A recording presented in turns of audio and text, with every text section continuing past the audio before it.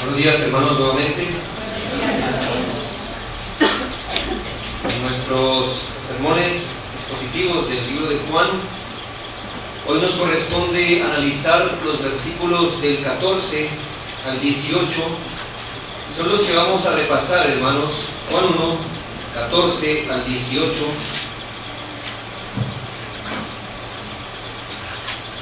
Era necesario leer el contexto en el que se dijeron estas palabras, y dice así del 14 al 18: y aquel verbo fue hecho carne, y habitó entre nosotros, y vimos su gloria, gloria como del unigénito del Padre, lleno de gracia y de verdad. Juan dio testimonio de él, y clamó diciendo: este es de quien yo decía, el que viene de mí es antes de mí, porque era primero que yo. Porque de su plenitud tomamos todos, y gracia sobre gracia. Pues la ley por medio de Moisés fue dada, pero la gracia y la verdad vinieron por medio de Jesucristo. A Dios nadie le dio jamás. El unigénito Hijo que está en el seno del Padre, Él le ha dado a conocer. Hay muchas cosas que se ofrecen gratuitamente, pero no porque no se puedan pagar. Piense en el supermercado, o donde dan cosas gratis. Le dan a usted algo gratis, pero a la verdad usted puede pagar por eso. Le dan un jabón pequeño, se lo regalan, pero no es porque usted no pueda pagar un jabón. Realmente lo hacen como una estrategia de mercadeo para que usted lo compre. O sea, que ellos presuponen que si le dan algo gratis, usted lo puede adquirir. También usted va a poder ver que se regalan cosas relativamente pequeñas y de carácter secundario. Yo no he visto muestras gratis de automóviles, no he visto muestras gratis de casas, por ejemplo. ¿Qué es la muestra gratis que le dan a usted? Jaboncito, perfume, un pedacito de torta. Así ocurre. Pero nuestro texto aquí, hermanos, afirma que se nos ha dado como un don de gracia, eso quiere decir gratis, algo que realmente nosotros necesitamos y que nunca podríamos pagar por ello, y que además es imprescindible, de primera necesidad. No como en el caso que hablábamos ahorita, sino que lo que aquí se da y se ofrece de forma gratuita es algo que nosotros nunca pudiéramos adquirir por ningún medio. Por eso se nos tuvo que dar gratis. Y además, hermanos, es de primera necesidad, no es algo secundario. Finalmente, muchas de las cosas que nos regalan podemos prescindir de ellas, pero no esto lo que nos dice nuestro texto. Hablar que en Cristo hay gracia y verdad nos señala cuál es el estado real de nuestra alma. Si Cristo vino a dar gracia y verdad, nos quiere decir, hermano, que nosotros en nuestro estado natural no merecemos nada. Que si Dios no opta por darnos las cosas unilateralmente y de forma gratuita, entonces ninguno de nosotros pudiera acceder a la bendición salvífica de Dios. Eso es terrible, hermanos. Yo sé que a usted y a mí no nos gusta que nos digan que no podemos hacer algo, o que no somos aptos para calificar a algo específico. No nos gusta ser quitados de un beneficio solo porque nosotros no damos la talla para recibirlo. Pero es precisamente lo que nos está diciendo este texto. En nuestro estado natural estamos tan desprovistos de méritos que la única forma por la cual Dios nos bendeciría salvíficamente es si Él nos da las cosas gratis. Si no nos las da gratis, no encuentra otro motivo por qué darla. Pero además, hermanos, nuestro estado es el de tal oscuridad y confusión espiritual, como seres naturales, que venimos a este mundo bajo las tinieblas de las que ninguno puede salir. No estoy pensando, hermano, en las tinieblas que nos sobrevienen en nuestra casa cuando se va la luz. Tal vez con gran dificultad nos acerquemos a la pared, que sabemos que está ahí, ¿cierto? Miremos porque sabemos que hay una mesa por allí, pero deslizando la mano en la pared, tal vez logremos dar con el interruptor y esquivar la mesa, y etc. Estoy pensando, hermano, en el tipo de oscuridad real donde usted no tiene cerca nada, donde usted no ha estado antes allí, donde no tiene la capacidad de ubicarse. Es precisamente, hermanos, el estado en el que viene todo ser humano a nivel espiritual.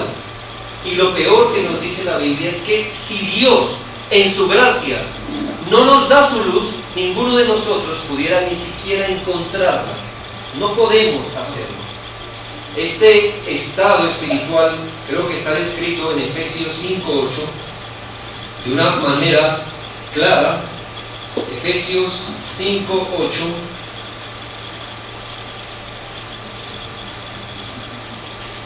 Y estas son malas noticias.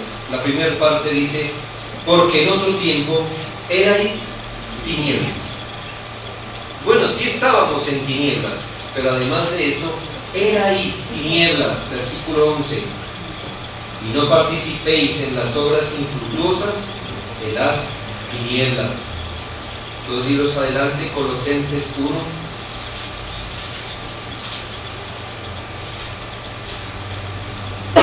Versículo 13, el cual nos ha librado de la potestad de las tinieblas. Hermano, que el hombre está en tinieblas espirituales, que él mismo es tinieblas, que está bajo el poder o la potestad de las tinieblas y que sus obras son tinieblas, es una realidad bíblica. Eso describe nuestro estado natural. Y nuestro texto nos dice algo, hermanos, que la luz verdadera vino a este mundo. Pero, hermanos, la luz que brilló en este mundo lleno de tinieblas, es tal las tinieblas que dice la Escritura en Juan 1, que ni siquiera los hombres pudieron reconocerlo. Ese es nuestro estado. Piense. ¿Qué le sugeriría, hermano, si una persona dice: ni siquiera puedo ver el resplandor del sol a mediodía? ¿Usted qué dijera de su ceguera? Estas son verdaderas tinieblas las que él tiene. Hermanos, pero el hecho que Cristo, que es la luz, no hay otra, es la luz, no una luz, es la luz, y viniera a este mundo a resplandecer, y los hombres ni siquiera le hayan reconocido, hermano, antes, al ver la luz, según entendemos por Juan 1:5, quisieron ahogarla, quisieron apagarla, sea lo que sea que estuviera brillando, quisieron ahogar esa luz. Esto es tan ridículo y suicida como si un pueblo infestado de lepra matara a la caravana de la Cruz Roja que justamente venía hacia ellos para darles el antídoto contra su lepra. No solo eso, los matan, sino que toman la propia medicina y la estrellan contra el piso y la queman con rabia. Usted dirá: ¿qué tipo de gente haría tal cosa? Bueno, es el tipo de gente que al ver venir a Cristo no vieron en él la luz, sino que lo llevaron a la muerte. No les cayó bien.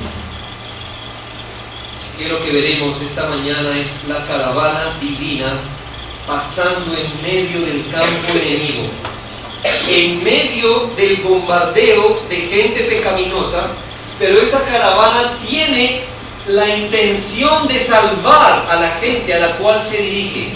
Pero ¿qué hace el hombre? Trata de apagar esa luz.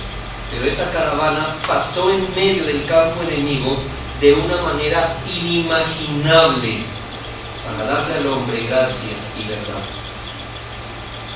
Dice la palabra de Dios en el versículo 1:17: pues la ley por medio de Moisés fue dada, pero la gracia y la verdad vinieron por medio de Cristo. 14: y aquel verbo fue hecho carne y habitó entre nosotros, y vimos su gloria, gloria como del unigénito del Padre, lleno de gracia y verdad. Gracia y verdad. Primero que vamos a ver, hermano, es que la gracia y la verdad que el hombre necesita solo están en Dios. Dios no es un ser común, hermanos, y el hecho de no ser un ser común, eso significa que Él es un ser glorioso. Lo contrario a ser común es ser glorioso. Hay piedras comunes y hay piedras preciosas que están llenas de gloria. Hay personas comunes como usted y como yo, y hay una persona gloriosa que es Dios. Tanto que el mismo Juan nos dice que a ese Dios glorioso, en el versículo 18, nadie jamás le ha visto. Su gloria, hermanos, podemos decir su resplandor, las características que lo componen son tan gloriosas, tan sublimes, que al mismo tiempo se vuelven impenetrables. Nadie jamás ha visto a Dios, hermanos. No hay un hombre que pueda decir: he visto a Dios. Estoy hablando de la esencia misma de Dios. No hay un ángel, por muy encumbrado que sea, que diga: yo he visto a Dios. Nadie, jamás, nadie ha visto a Dios. Este Dios, hermano, es impenetrable, pero nos dice: el unigénito Hijo, Él lo ha dado a conocer. El tema que nos compete aquí, hermanos, es que ese Dios impenetrable, ese Dios glorioso, es un Dios lleno de gracia. Esas son buenas noticias para nosotros. Que ese Dios impenetrable sea un Dios lleno de gracia. Parte de su ser, hermano, es ser así, lleno de gracia. Si algo distingue a ese Dios impenetrable, es ser gracioso, no chistoso, gracioso en el sentido de lleno de gracia. Pedro le dice: mas el Dios de toda gracia. Hermano, la gracia en Dios no se halla localizada en una parte de su ser. No. La gracia en Dios es algo que Él posee en sí mismo. Él es lleno de gracia. Si algo distinguimos en ese Dios impenetrable, es que Él es lleno de gracia. Si algo encuentras en Dios, es que Él es lleno de gracia. ¿En qué tipo de misión suicida se ha metido el ser humano? Si ese Dios es lleno de gracia, y gracia es lo que necesita el hombre para ser salvo, ¿qué tipo de suicidio es este? De vivir sin conocer a Dios y sin venir a Él. Es una gran necedad y suicidio, llamémosle así, ignorarle o razonar para quitar a Dios de en medio. Es una muestra de oscuridad y terror. En eso comprobamos nuestro estado. Que haya un Dios que esté lleno de gracia y nosotros necesitamos su gracia para vivir, pero que usted y yo podamos vivir dando la espalda a Dios y sin conocerle. La gran mayoría de hombres no son ateos intelectuales, pero sí son ateos prácticos.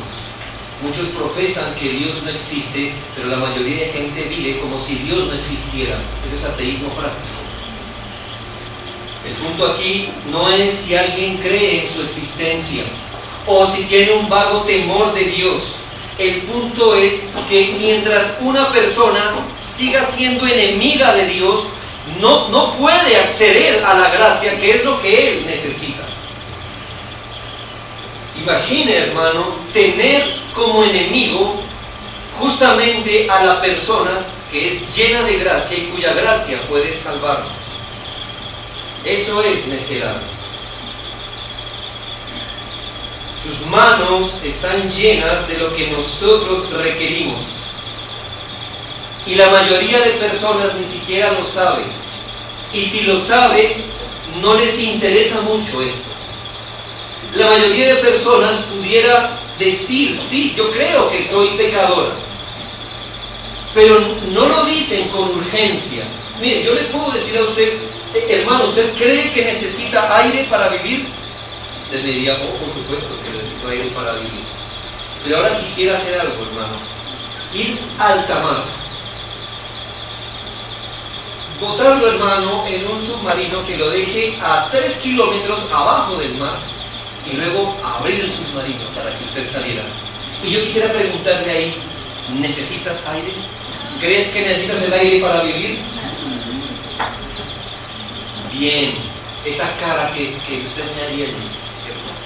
Esa cara que usted haría, el desespero que usted tendría de buscar la superficie, eso es más que, sí creo que necesito aire para vivir.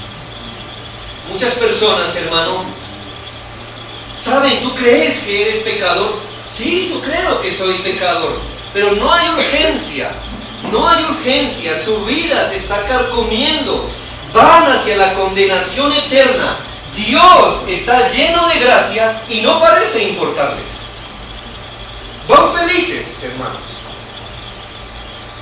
Pero como le dije, hermano, Dios es impenetrable. Piense en esto. El único Dios que existe y que está lleno de gracia y que puede salvar, ningún hombre puede acceder a Él porque es impenetrable. Hay una distancia, no solo por ser criaturas.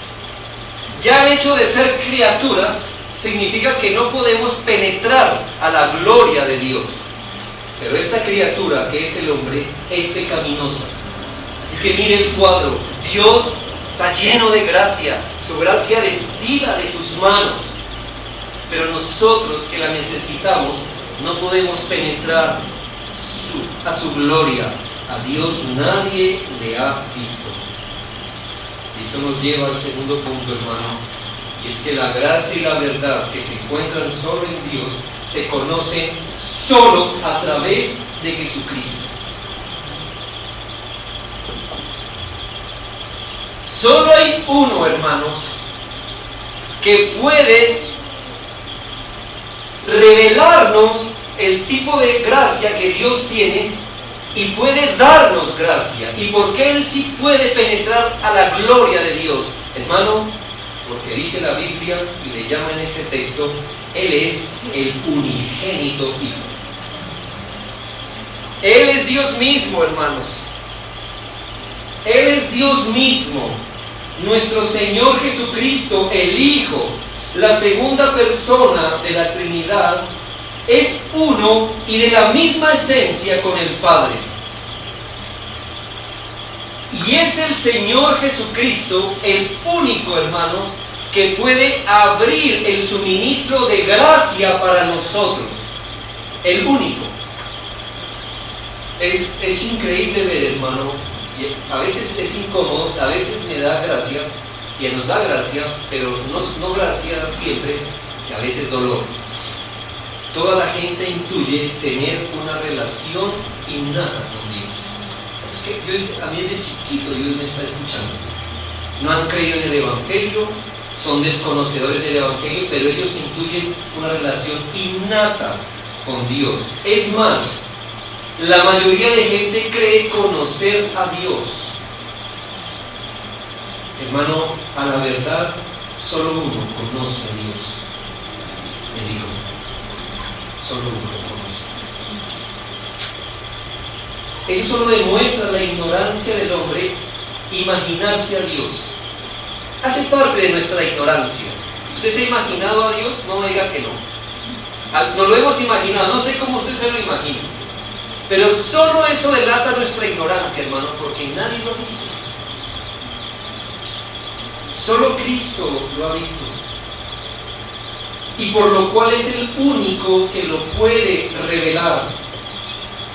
la vida eterna y la salvación están condicionadas al conocimiento de Cristo por eso mismo. ¿Cómo puedes recibir gracia desconociendo a Cristo, si Él es el único que conoce al Padre y que abre la gracia hacia nosotros? Yo sé que suena radical, hermanos, pero la Escritura en Juan 17, versículo 3, dice: y esta es la vida eterna. Entonces, bueno, ¿qué es la vida eterna? Que te conozcan a ti, el único Dios verdadero, y a Jesucristo, a quien has enviado. Mis hermanos, nadie puede acceder a la gracia del Señor si no es por el conocimiento de Dios, pero por el conocimiento que de Dios da Cristo. Hoy está muy de moda esto. La verdad, todas las religiones son verdaderas. ¿Cuántos caminos encuentra usted para llegar al centro de la ciudad? Muchos. Puede tomar por las Américas, por la 13, por la 53, no sé, por la autopista. Hay muchas maneras de llegar, pero todas llegan al centro. Eso es verdad con respecto al centro. Pero muchos dicen: no, la verdad es que, ¿cómo me va a decir si casi la mitad de la población hoy es musulmana, de creencia musulmana? La última estadística que yo leí hace unos 6 años decía que por un cristiano contando todos los que se amparan bajo Cristo, o sea que ahí caben, según los estudios, adventistas, testigos de Jehová, evangélicos y católicos. Haciendo eso en general, ¿no? Por cada cristiano hay 8 musulmanes. Como hace 6 años. O sea que por cada cuántos evangélicos, ¿verdad? ¿Cuántos musulmanes habrá por cada evangélico? Demasiados. Y usted no me puede decir hoy que si ellos desconocen y no vienen por Cristo, Dios no los escucha. Si ellos creen en el Dios en el que creyó Abraham, ellos creen en el Dios que creyó Abraham. No me puede decir que si ellos desconocen, usted me está diciendo que más del 80% de la población perecerá porque no conocen a Cristo. Eso no suena muy bien en un mundo plural y tolerante. Pero hermano, Cristo dijo: la vida eterna está supeditada a conocer a Dios y a Cristo. Lo que pasa es que Dios es impenetrable y Él es el único que lo puede revelar. Eso no es muy tolerante, no es muy plural, pero es la verdad, hermano.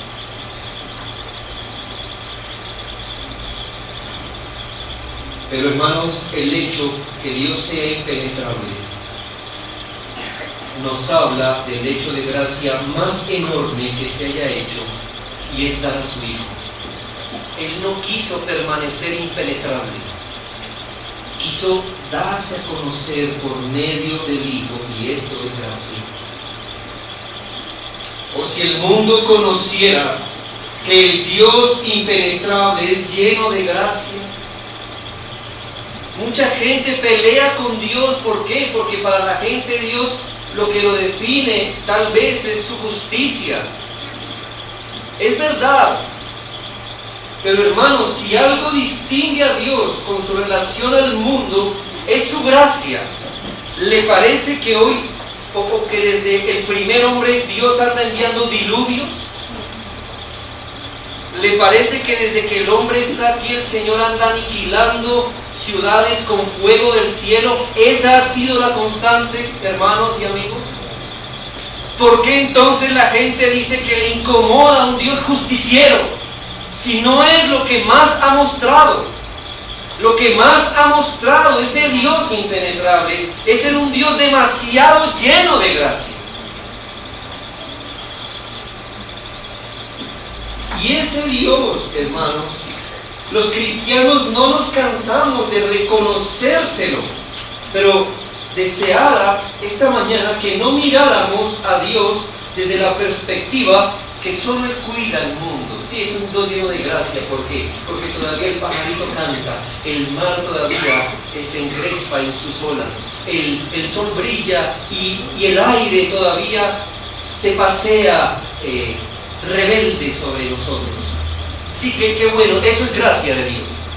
Pero ¿por qué ese tipo de Dios haría ese tipo de cosas? Hermano, la Escritura nos dice que Él no ha acabado con su creación, esperando que la gente venga al arrepentimiento. Eso es gracia. Preservar un mundo y no dejarlo que se deteriore como lo hubiéramos deteriorado nosotros, porque Él está estirando el tiempo. Él quiere que haya más gracia, que más gente venga, que su plan redentor se cumpla. Así, hermanos, que vivir en este mundo lleno de la gracia de Dios, desconociendo a Dios, es una real contradicción. Aquí va mi tercer punto. La gracia y la verdad de Dios vinieron de una manera llena de gracia. La gracia y la verdad de ese Dios, esa gracia que reveló Cristo, vinieron de una manera llena de gracia. En sus planes salvíficos estaba planeado, hermanos, que la gracia y la verdad se revelaran de una forma inimaginable. Dice la Biblia, y como lo leímos en Juan 1:18, a Dios nadie le ha visto, pero el unigénito Hijo, Él le ha dado a conocer. Y la pregunta que haríamos es, ¿cómo lo dio a conocer? Y aquí viene la forma llena de gracia, versículo 14. Y aquel verbo fue hecho carne y habitó entre nosotros.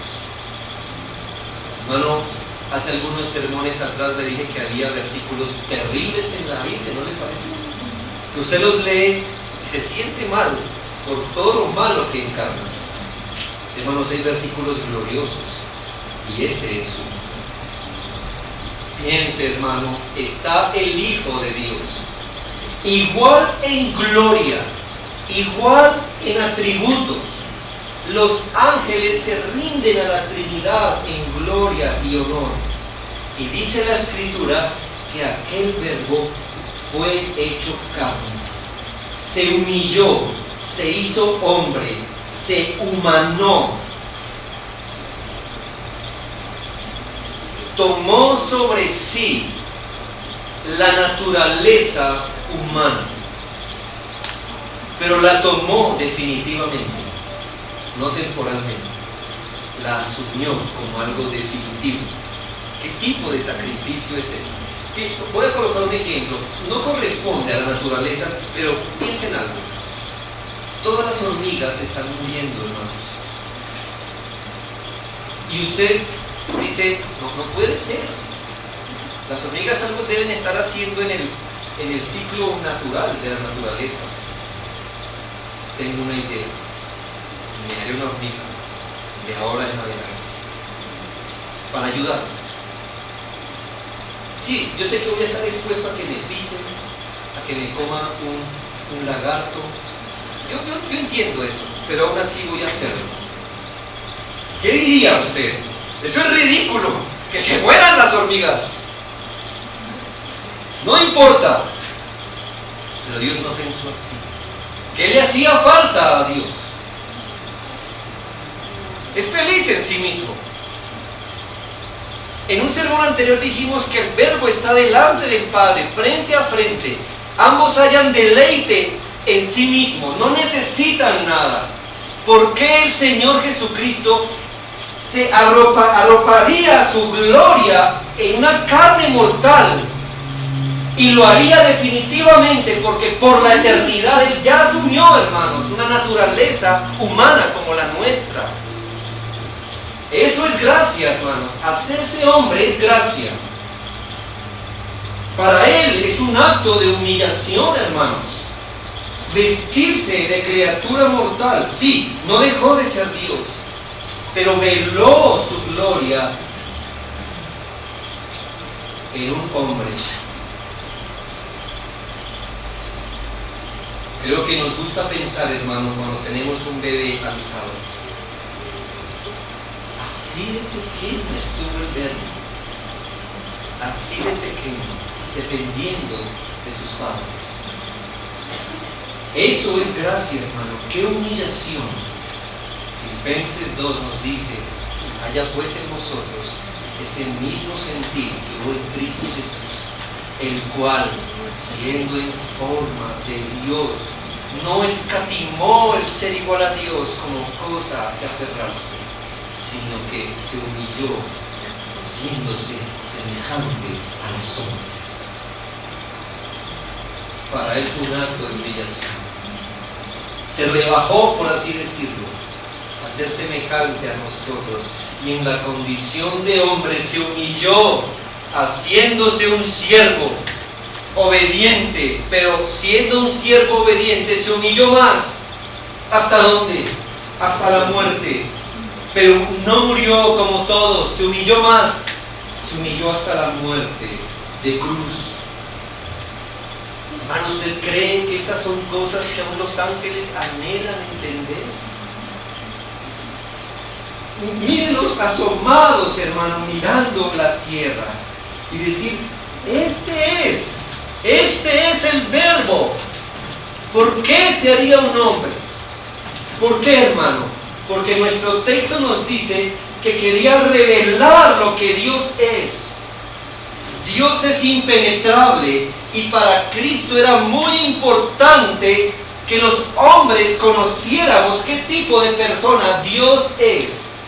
Pero ¿qué hace, hermano? Desciende a nuestro nivel. Ni siquiera se agachó, se hizo hombre como nosotros, semejante, para hablar nuestro idioma, para que lo pudiéramos ver. No podemos ver al Dios impenetrable, pero a Él sí, dice la Escritura. Pero ahí no termina su humillación. Dice: y el verbo fue hecho carne y habitó entre nosotros. Literalmente es: hizo su tienda o su tabernáculo con nosotros. Mire esa imagen, hermano. Allí está la humanidad perdida, y el Señor tomó su cambuche y vino caminando hacia la humanidad pecadora, y se abrió un campo y acampó allí. Él quería darse, hermano, a conocer. ¿Qué ministerio tuvo, hermano? Porque el lugar donde acampó era lugar enemigo.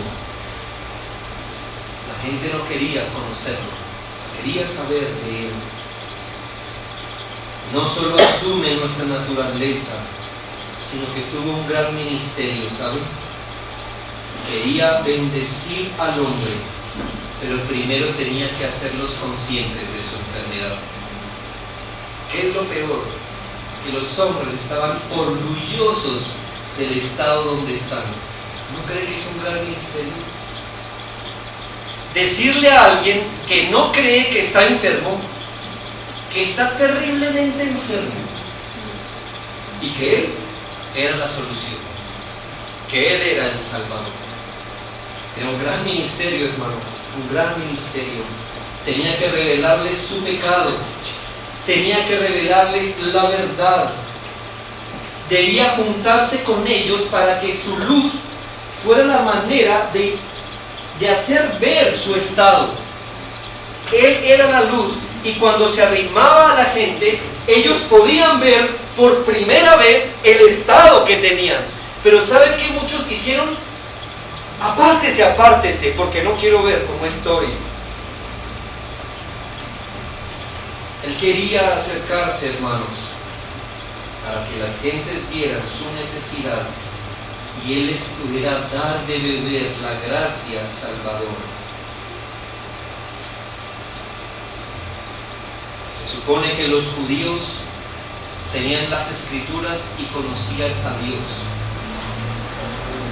Y Juan dice: nadie lo conoce sino el Hijo. Algo así como esto hizo el Señor Jesucristo. Yo sé, queridos compatriotas, que ustedes creen conocer a Dios, pero ninguno de ustedes le conoce.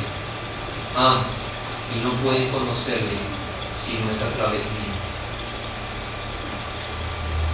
Por eso, hermano, tomaban piedras para apagar la luz. No, por ahí no es. Depende de mí. Si yo los quiero recibir, conocerán al Padre. Un momento, esto nadie lo había dicho antes.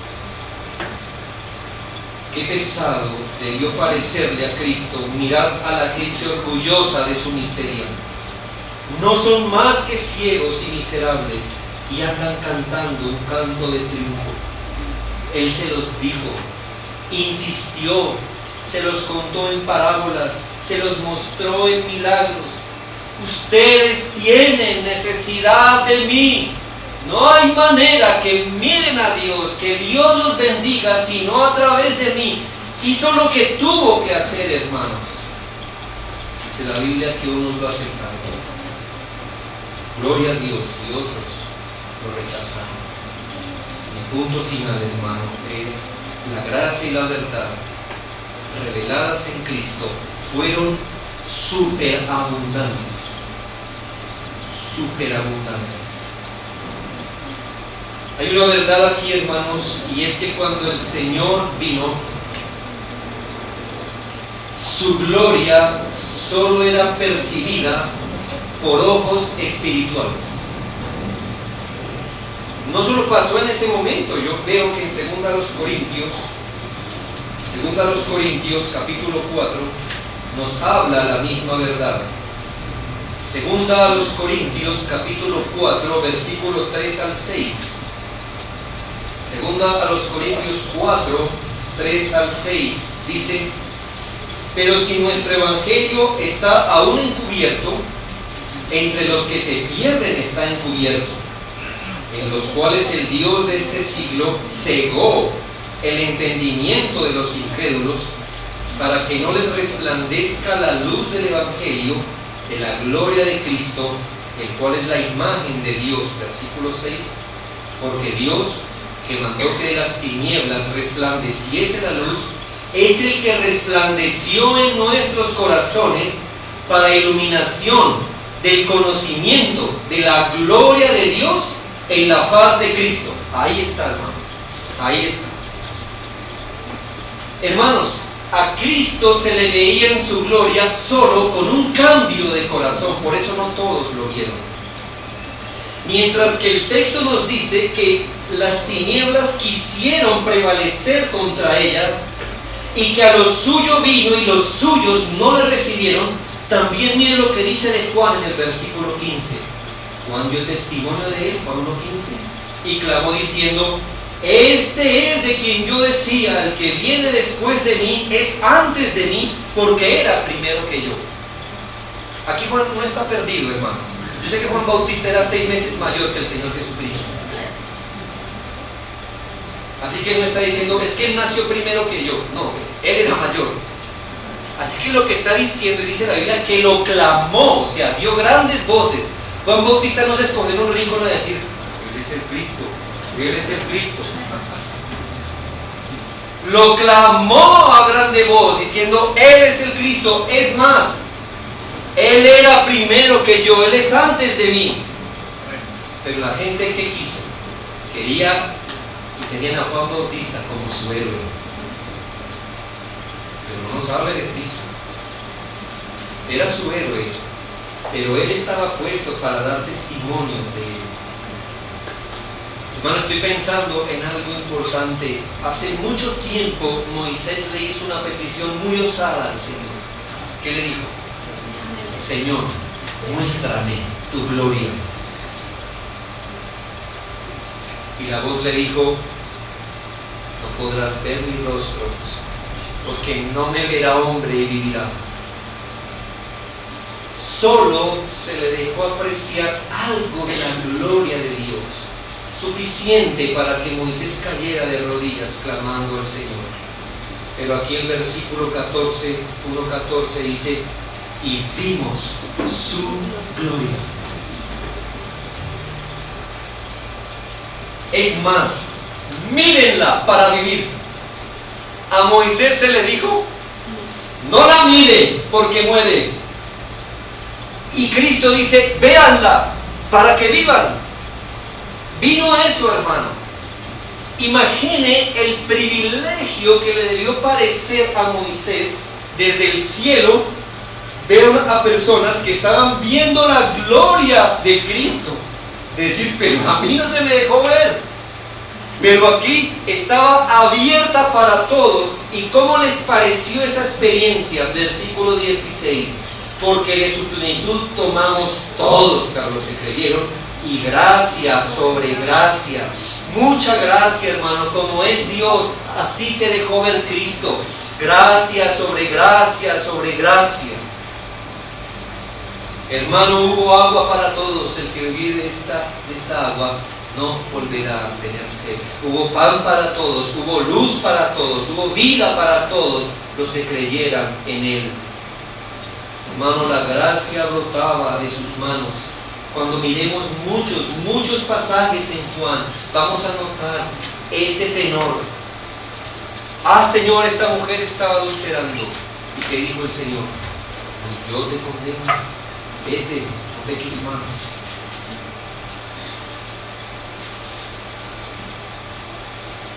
Cristo puede ser muchas cosas al mismo tiempo en un creyente, y esto es gracia sobre gracia.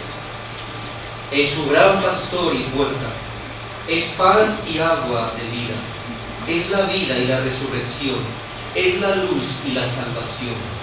Gracia sobre gracia, al mismo tiempo.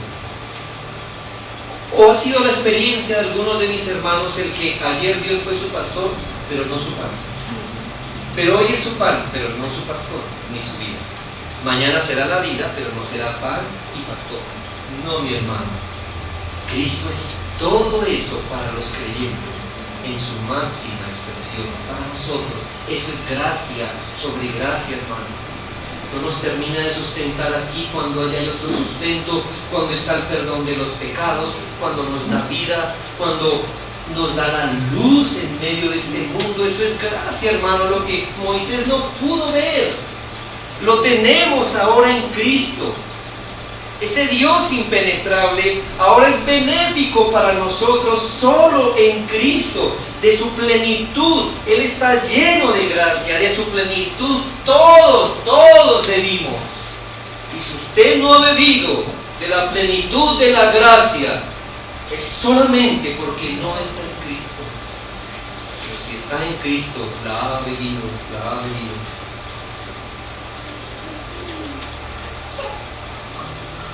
¿Quién de los cristianos aquí no puede decir que ha estado turbado, sediento, débil, desamparado, perdido en tinieblas, y Cristo no ha sido el todo en su vida?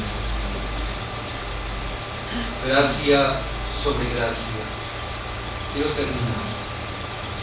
Querido hermano, no hay nada más consolador para nosotros que nuestro Señor, lleno de gracia, nuestro Salvador y único mediador, es Dios y hombre. ¿Por qué nos conviene que nuestro Salvador sea Dios? Hermano, solo Dios puede perdonar, solo Él puede sostener, solo Él puede proteger, velar, prevalecer. Y hemos creído en alguien que es Dios. Hoy leyó nuestro hermano. Él es nuestro pastor y nada nos faltará. Si no fuera Dios, ¿cómo pudiéramos decir eso? Pero es Dios y hombre. Y quiere decir, hermano, que en su momento se hizo como uno de nosotros. Y dice la Biblia que se compadece de nuestra condición. Yo no sé cómo imaginarme esto. Tal vez, hermano, es que Él ponga su mirada sobre usted y sobre mí, y voltea al Padre y le diga: no podrá esto tampoco. Yo sé que es eso. Dale de tu gracia. Se compadece. Tú dirás, pero estoy aguantando hambre. Él aguantó también. No creas que estás más allá de Cristo. Él se compadece de eso porque Él también lo sufrió. Es que veo peligrar mi vivienda. Hoy lo sabe, el Hijo del Hombre no tuvo un lugar propio donde recostar su cabeza. Es que me han herido profundamente. Cristo fue herido y sin causa. Tal vez tú con un poquito de razón. Oh hermano, es un hombre y ese Dios hombre es nuestro Salvador. Y desde que creíste en Él, el suministro de gracia jamás ha cesado sobre tu vida. Jamás ha cesado sobre tu alma. Nunca ha pasado un día donde un hijo de Dios haya estado desprovisto de gracia. Por eso hoy estás creyendo en Cristo. Glorioso es y bienaventurado el corazón que lo experimenta así todos los días. Pero, amigo, no hay algo que más consterne a los cristianos que ver a quien no ha venido a Cristo, a alguien desprovisto de gracia y verdad, feliz en su estado miserable.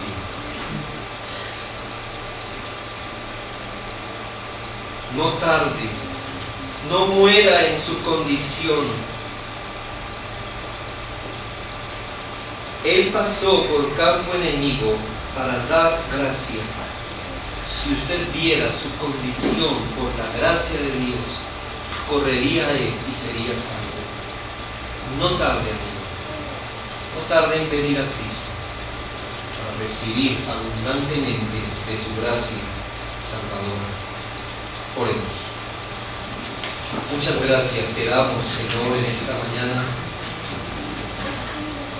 Bendecimos tu santo nombre en los méritos de Cristo, por nuestro Dios y Salvador Jesús. A Él adoramos, porque el Dios impenetrable se dio a conocer en gracia y verdad por el Hijo. Y muchos aquí, Señor, hemos venido a Él, pero otros permanecen en sus tinieblas y amando sus tinieblas. Señor, que la gracia que te caracteriza alcance todo ser que hoy se encuentra en este lugar, sea a tus hijos para afirmación de la fe, para gratitud, sea para el no creyente como otro ofrecimiento, Señor, más, para que se arrepienta y corra a aquel de que se dijo que tiene gracia sobre gracia. Oramos en los méritos preciosos de Cristo. Amén.